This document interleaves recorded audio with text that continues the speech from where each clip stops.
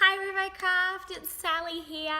It's so nice to be with you on a Thursday morning. Welcome to my house. I really do miss having chats with you before and after Rivocraft and seeing my awesome Bring and Buy friends. So big hello to you all. And I hope you don't mind that I'm taking over the thoughtspot this Thursday morning for a little bit. I hope that's okay with you. I just thought I'd send you an update and let you know how I'm going and also a little bit about what I've been learning. But most of all, I just really want to thank you. I want to thank you so much for your ongoing, continuous, kind, generous support. Because without that, I wouldn't be here and I wouldn't be able to be living here with the Yao people. So thank you so, so much. Well, I've joined a team in Mozambique and I've been living here for just over 3 months now. I am loving the team, I'm loving building relationships, I'm loving learning about the culture of the Yao people who God has called me to. But that doesn't come without struggle, and I think probably the biggest struggle for me right now is that frustration of not yet fully knowing the language, not yet knowing the culture, and not being able to share as deeply into lives as I would like to. As I've been reflecting on this a little bit, I've been drawn to that story of the Israelites' battle at Jericho, which we can read about in Joshua 6. And the background here basically is that the Israelites are entering into the land that God has promised them, finally.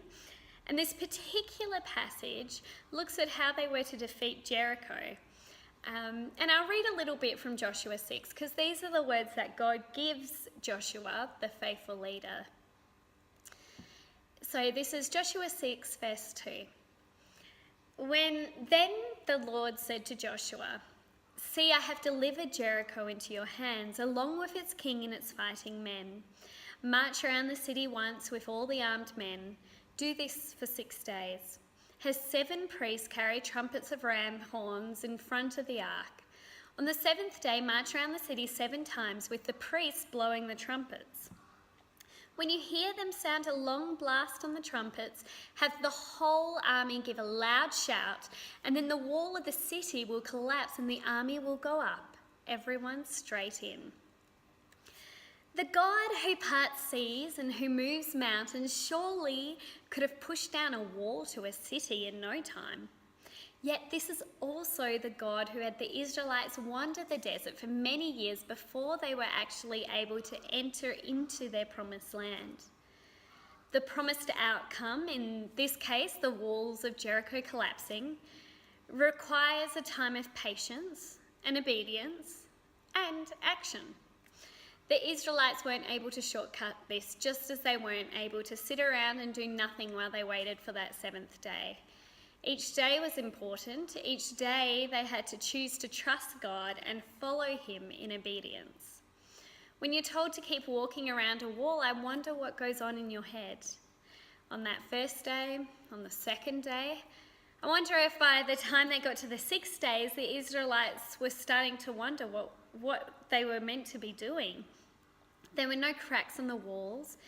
Maybe the legs were tired. Nothing had changed so far.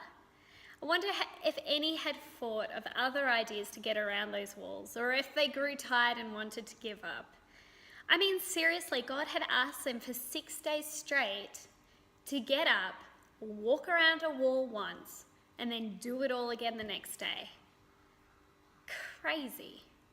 But what I'm learning in this is that no time is wasted with God. Perhaps for you, you might be considering what is next in your life, or even reflecting on what has been. But let us be encouraged that this day right now is just as important as the one yesterday and the one tomorrow. Because this day is the day that we wake up and we choose that we will love those around us. And if we are followers of Christ, that we will follow him and trust that his ways are perfect. It might seem like any other day. It might feel like perhaps you're in day 1 or day 6, or maybe you feel like you passed day 7 years ago. Things might seem much the same day in, day out, and you see no change coming in the near future. That's probably where I'm at. I'm continually walking around this wall, seeing no end in sight. But in my everyday of not being able to understand, feeling a bit lost and lonely and frustrated that I can't do things because of barriers like language, it all counts. Every day matters and no time is wasted. God sees our struggles and He cares for us in them, and He even draws us into this bigger picture for our lives and also the lives of those around us. But we have to go through day 1 to get to day 2. If we are followers of God, then we have that promise of salvation in Him, and that's the day 7 that we can look forward to.